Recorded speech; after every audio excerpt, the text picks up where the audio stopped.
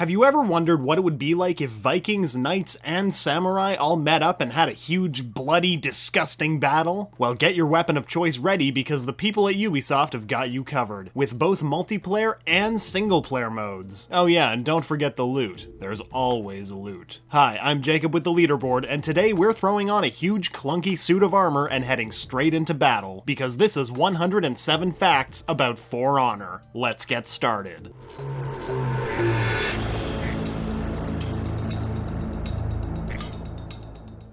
Number 1. At E3 2015, Ubisoft CEO Yves Guillemot took the stage and began talking about risk-taking and how it's been a part of the company's DNA since the very beginning. He then revealed the trailer for Ubisoft's new IP, For Honor. Number 2. For Honor's development was led by director Jason Vandenberg, who had previously directed the Ubisoft title Red Steel 2, a hack-and-slash first-person game that took advantage of the Wii Motion Plus controller. Number 3. Jason Vandenberg said that he believes combat is an art form, and some warriors give their lives in the defense of what they believe in. Number 4. In 2001, Vandenberg attended a game developers conference workshop by Oasis co-developer and video game educator Marc LeBlanc, where he learned the 4Fs method: fail faster, follow the fun, a method he would use in the development of his following titles. Number 5. While working on Red Steel 2, Vandenberg implemented LeBlanc's 4F method by pushing his team to create fun and fully functional games. The team would then show their levels every day at their 4 PM meeting, allowing the staff to explore new and eccentric ideas that could later be implemented into the actual game. Number 6. Jason Vandenberg once took a course in German longsword fighting and was inspired to create a game that really captured this weapon-based combat. This is what initially sparked the idea that later became For Honor. Number 7. Vandenberg developed the game's core gameplay mechanic while heading home from his German longsword class. Based on all the stance changes he was currently learning, he wanted to figure out a way to map all of this to the right stick of the controller. Number 8. Despite Jason's enthusiasm for weaponry and stance changes, whenever he went to actually pitch his idea, he never got the go-ahead. So the eccentric bearded man tucked his weapons back in his bag and then kept repitching it for the next 10 years. Number 9. It wasn't until Vandenberg pitched his idea to Ubisoft Montreal that he heard a different reaction. They seemed to be enthused by his idea and told him no, but here's someone you should meet. Jason then pitched his idea to Stéphane Cardin, who finally gave Jason the go-ahead to start the 5-year development of For Honor. Number 10. Ubisoft Montreal entrusted the lead director role to Roman Campo Oriola, For Honor being his directing debut. He was responsible for figuring out gameplay mechanics, specific elements, and the scope of the game. He was also responsible for implementing the creative director's vision. Number 11. Roman Campo Oriola was originally a lead game designer. He worked on other Ubisoft titles such as Tom Clancy's Ghost Recon Future Soldier, as well as Red Steel 2, where he met Jason Vandenberg. Number 12. The initial dev team that Jason Vandenberg was introduced to worked on other combat-centric games before making For Honor. Notably, the team worked on a Naruto fighting game, so fingers crossed, maybe we'll see some ninjutsu in the game. Number 13. When development started on the game, the initial team was only made up of about 20 people that slowly grew over time. Jason Vandenberg puts it elegantly by saying, "The project grew as it proved itself." Number 14. The most complicated element to truly get right was the overall fit and getting all of the mechanics in the art of the battle to function in harmony. Jason Vandenberg explained it by saying they had to find the balance. Number 15. Vandenberg stated that the original concept of the game came to him 15 years ago. Bonus fun fact, there's about 131,400 hours in 15 years, which is about 10 times the amount of hours Malcolm Gladwell says takes to master any skill. The only thing I've done consistently for 15 years is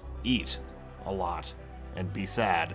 Number 16. When creating the core gameplay mechanic, the team couldn't decide whether to have knights, Vikings, or samurai be the main focus of the game. Vandenberg quickly pitched an idea and said, "Fuck it, what if we just did all 3? And now For Honor has 3 vibrant classes to choose from." Number 17. For Honor is a game for anyone who grew up with a sword-fighting fantasy, states Jason Vandenberg, who grew up ogling at sword catalogs. He wanted to make the game for those people. It's a love letter to all of the swordplay fanatics and enthusiasts out there. Number 18. The game can easily be compared to a lot of other game franchises. A few that come to mind are Dark Souls and Skyrim, but the lead director Jason Vandenberg states the game's concept actually came to him around the release of the Lord of the Rings films. I think Jason found the one idea to rule them all. Number 19. For Honor was built on Ubisoft's newest game engine, the Anvil Next 2.0. The engine first saw its debut with Assassin's Creed Unity and was most likely used to handle the hordes of enemies that For Honor likes to throw at you. All we have to do now is not have another inside-out people fiasco like Unity did and we'll be golden. Number 20. The For Honor development team made over 400 prototypes to figure out the core combat mechanic for the game. They do say practice makes perfect, I just wouldn't want to be the guy keeping track of their archives. Number 21. Jason Vandenberg has a soft spot for the PS1 fighting game Bushido Blade, stating it was one of the first games he played that really captured the true emotions of combat, a feat he really wanted to accomplish with For Honor. Number 22. Right before the release of the alpha build, the team decided to pull the plug on the local multiplayer split screen feature. The game's producer, Stéphane Cardin, stated in an interview that the feature was removed so the team could polish all the features at the AAA level and make sure that we have the most amazing experience. Number 23. In October of 2015, the For Honor team released a closed alpha build of the game to get as much player feedback as they could. This would help the team tweak any minor problems as well as help them understand the online experience better. Number 24. The For Honor dev team decided to be less historically accurate to open their world to diversity. Lead creative director Jason Vandenberg has said before that his team has always had diversity as a core value. Wait, are you telling me that knights, Vikings, and samurai never actually fought in real life? Deadliest Warrior lied to me! Number 25. Blue Byte Studios, a team that has ported a numerous amount of Ubisoft titles to the PC, has been tasked with bringing For Honor to all the PC gamers out there. Number 26. In January of 2017, the team released a closed beta build of the game a mere month before its release date. Like most online multiplayer games, this is usually to test the infrastructure of online play and to see if it can handle a ton of players. Number 27. The development team has stated since the release of the game that all current and future maps will be free. This also goes for any type of new modes that the team will happen to implement. Number 28. For Honor didn't just use motion capture to get lifelike movement from their playable characters. They also implemented a new style of animation they call motion matching. Apparently, this new technique adds a new type of fluidity that has a real human performing all the moves in order to incorporate true physical elements like weight and inertia. Number 29. Vandenberg explained that with For Honor, what they're really trying to do is attempt to make a shooter with swords. But not literally though, the swords don't shoot things. They're swords. Number 30. Lead director Roman Campo Oriola stated in an interview that for him, the battle system was inspired by games like Street Fighter and Dark Souls. Number 31. The development team wanted the gameplay to feel simple enough to trigger a visceral experience, but also complex enough to entice mastery. This idea is very apparent in the game's factions. Are you a brutal Viking or a masterful samurai? Number 32. Yanis Malad, general manager of Ubisoft Montreal, once asked Jason Vandenberg during a pitch lunch, "What do you really want to do with this game?" Jason replied by saying, "I want to change the way we think about fighting, put the emotions of the battlefield on the controller, and create the martial warrior experience for everyone." Number 33. The score for the game was composed by Danny Bensi and Sonder Jurians, a film composing duo that is known for their work on films like The Gift and Enemy. Number 34. Jason Vandenberg has said that the title of the game is a question asking the player, what do you think honor means? And what do you fight for? Number 35.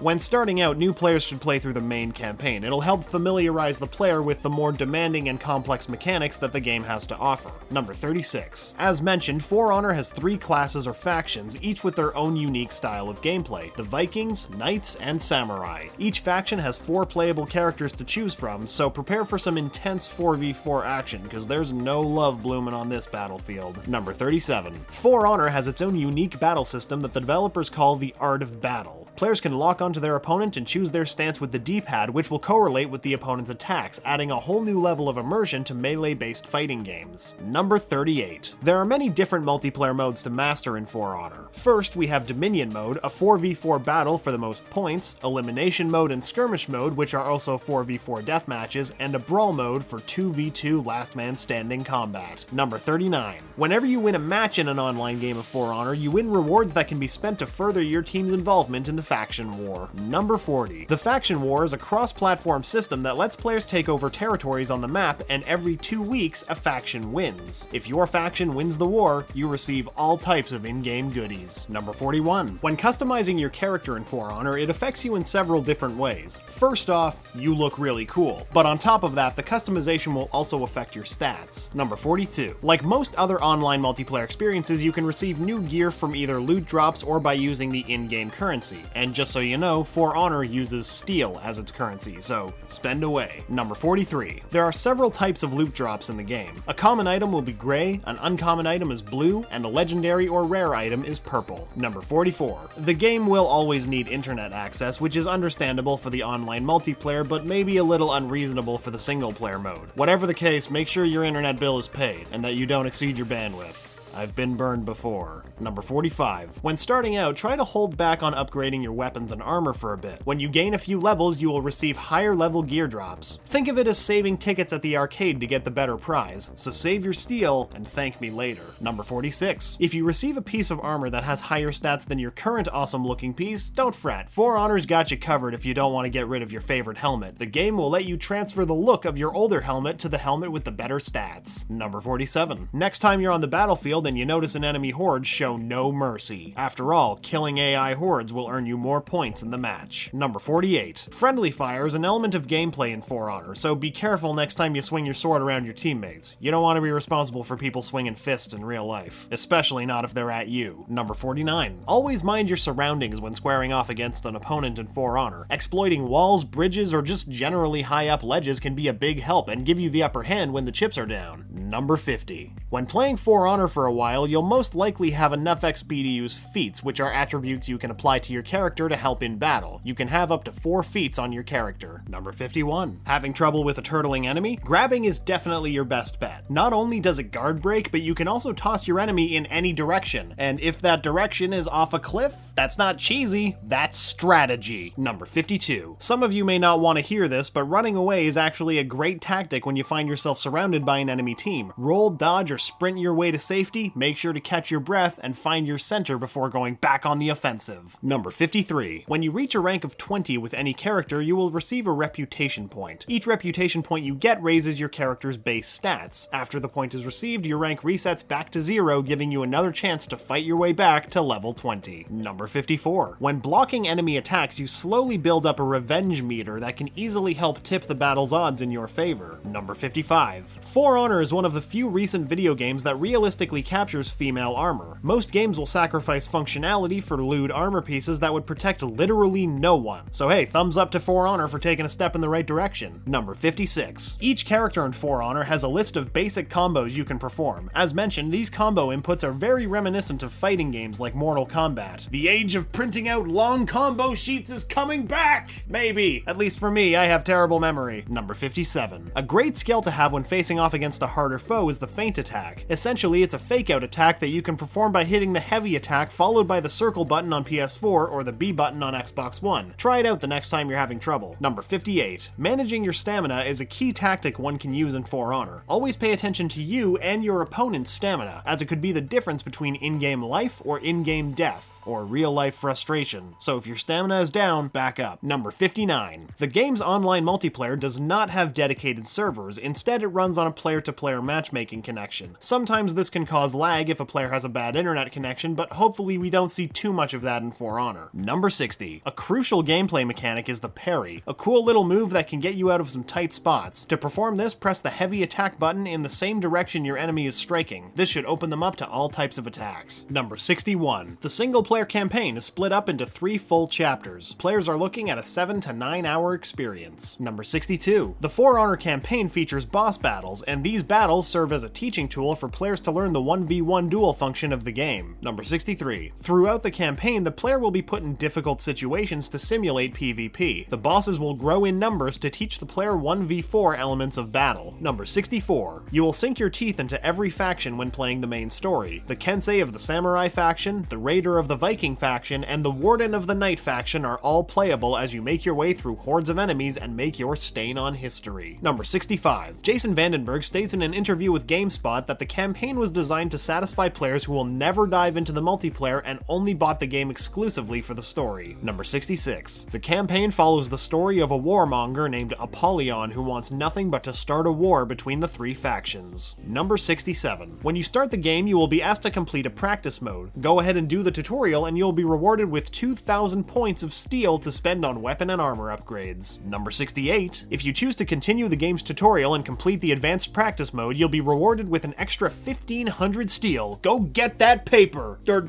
metal. You know what I mean. Number 69. Every 24 hours you can find orders in the main menu of the game. Orders are in-game tasks that help you gain experience quicker upon completion. Number 70. For Honor does have some historically accurate combat moves. For example, the Mordhaus stroke, an attack that has you grabbing the sword by the blade and attacking with the hilt. On a side note, please don't try this at home if you like using your fingers. And if you do try this at home, why do you have swords in your home? Number 71. Though For Honor's combat does take cues from real-life combat, it also draws a lot of inspiration from theatrical combat, otherwise known as stage combat. In stage combat, you must attack within 4 areas of your body: your left shoulder, your right shoulder, your left leg, your right leg, and an extra 5th area that includes the space above your head. For Honor used that idea but cut it down to 3 sections: your right side, your left side, and straight above you. Number 72. Dominion mode is thought to be the multiplayer mode that aligns with the canon of the in-game lore. Number 73. Are you angry and ready to take out any person in your way? Then the Viking faction is for you. Jason Vandenberg puts it best by saying it's about freedom and passion and